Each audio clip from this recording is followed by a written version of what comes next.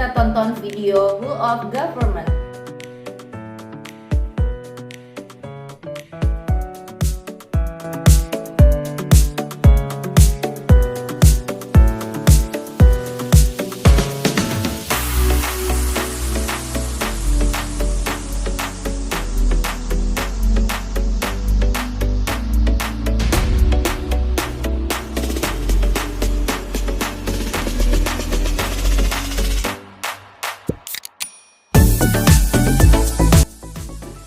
Berdasarkan hasil video tentang Rule of Government, kami sekelompok menemukan beberapa masalah yang terjadi, antara lain: 1. Infrastruktur berupa jalan dan jembatan mengalami kerusakan, namun tidak tertangani dengan cepat. 2. Sarana dan prasarana berupa gedung sekolah yang bangunannya sudah tidak layak untuk digunakan, sekalipun letak sekolah tersebut berdekatan dengan pemerintah pusat. 3. Sistem zonasi yang menyebabkan kebingungan para warga. 4. Adanya ego sektoral. Berdasarkan diskusi kelompok kami, analisis penyebab masalah tersebut yaitu: yang pertama, adanya sekat-sekat birokrasi pemerintahan dari pemerintah pusat, pemerintah provinsi, pemerintah kabupaten, pemerintah kota, hingga pemerintah desa. Yang kedua, sekolah yang mengalami kerusakan tidak segera diperbaiki sekalipun lokasinya tidak jauh dari pusat pemerintahan provinsi.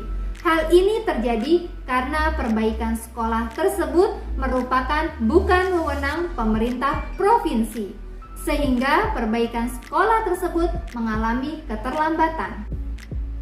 Selanjutnya, yang ketiga, adanya sekat wilayah kabupaten dan kota menjadikan warga kesulitan dalam memilih sekolah meskipun secara jarak berdekatan dengan tempat tinggal.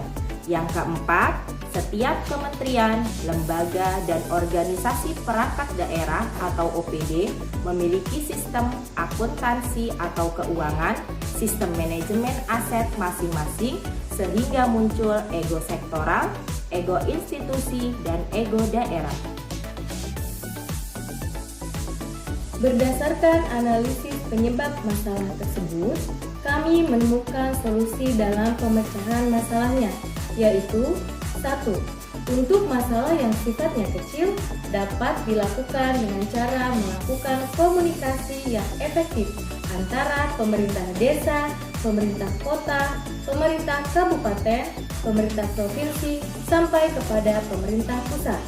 Yang kedua, apabila penyelesaian masalah dengan komunikasi tidak terselesaikan, maka dilakukan koordinasi, baik koordinasi secara virtual, face to face dalam sebuah rapat antar pemerintah desa, pemerintah kota, pemerintah kabupaten, pemerintah provinsi, sampai kepada pemerintah pusat, agar komitmen pihak dapat dipegang dengan membuat notulensi rapat dan ditandatangani oleh semua pihak yang terlibat.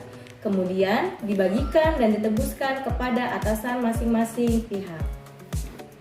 Selanjutnya, apabila permasalahan lebih berat dan tidak bisa ditangani dengan koordinasi, dilakukan dengan cara kolaborasi atau kerjasama dan dibuatkan MOU, di mana MOU dapat diturunkan menjadi SPK atau Surat Perjanjian Kerjasama sebagai pintu gerbang mekanisme yang permanen. Yang keempat, menyiapkan dasar aturan dibuat oleh masing-masing pihak sesuai dengan kewenangannya.